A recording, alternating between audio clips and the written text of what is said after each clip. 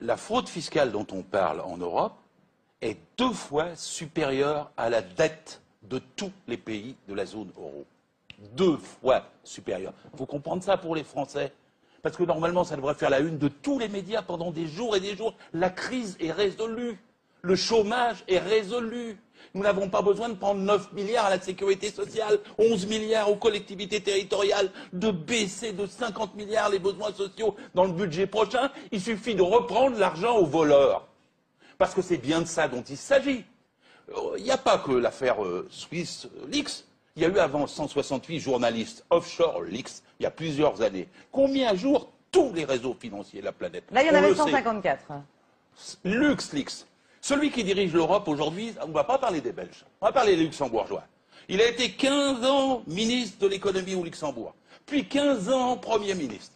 Pendant ces 30 ans-là, il a blanchi l'argent de 340 entreprises. C'est estimé à un total de 2400 milliards d'euros.